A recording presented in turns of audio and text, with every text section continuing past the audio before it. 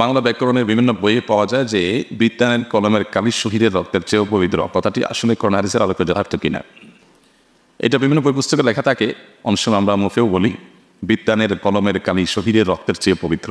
কথাটা শুনতে বেশ সুন্দর শোনা যায়, কিন্তু এটা কোরআন কিংবা হাদিসের কোনো কথা নয়।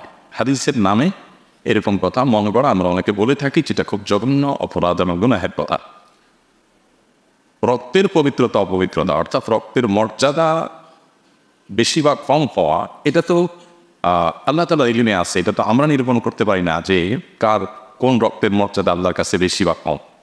তো আল্লাহ তাআলা যদি এরকম কোনো কথা না বলেন, তার রাসূল সাল্লাল্লাহু আলাইহি সাল্লাম থেকে যদি এরকম কোনো কথা বর্ণিত না হয়, তাহলে নিজের মন গড়া এরকম কথা বললে সেটা গুনাহ হবে।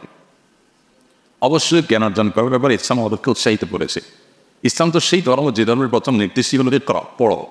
অতএব জ্ঞান অর্জনের গুরুত্ব নিয়ে আমাদেরকে কোনো জাল হাদিসের, কোনো ভুয়া হাদিসের, ভিত্তিহীন নবীর নামে মিথ্যা কথা বলার কোনো প্রয়োজন নাই। আমরা জ্ঞান অর্জনের গুরুত্ব আপন জায়গায় বর্ণনা করতে পারি বিভিন্ন বিশুদ্ধ হাদিসের আলোকে, আয়াতের আলোকে, বিভিন্নভাবে। কিন্তু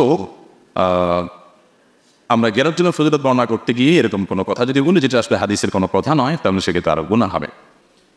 মান কাযাবা আলাইয়া মুতাআম্মিদান ফালিয়াতাবাওয়া মাকআদাহু মিনান নার। নবী সাল্লাল্লাহু আলাইহি ওয়াসাল্লাম বলেছেন, যে ব্যক্তি নবী সাল্লাল্লাহু আলাইহি ওয়াসাল্লামের নামে মিথ্যা কথা বলবে, তিনি বলেন নাই অবশ্য তিনি বলেছেন বলে বলবে, তাহলে সে যেন তার ঠিকানা জাহান্নামে নিশ্চিত জেনে রাখে। এটা খুবই জঘন্য কথা। এই জন্য এই ধরনের উক্তি আমরা করবো না। জ্ঞানের মর্যাদা আপন জায়গায় আছে। একজন মানুষ আল্লাহর রাহে জীবন বিলিয়েছেন, শাহাদাতের মর্যাদা পেয়েছেন, তার মর্যাদা আপন জায়গায়। অতএব আপনার যিনি পড়ালেখা করছেন জ্ঞানী মানুষ, তার কলমের কালি এটার মর্যাদা শরীরের রক্তের চাইতে উত্তম, এরকম কোনো কথা কোনো হাদিসে বর্ণিত হয়নি। কোনো বিশুদ্ধ হাদিস দ্বারা এটি প্রমাণিত নয়। কোরআনে তো থাকার প্রশ্নই ওঠে না।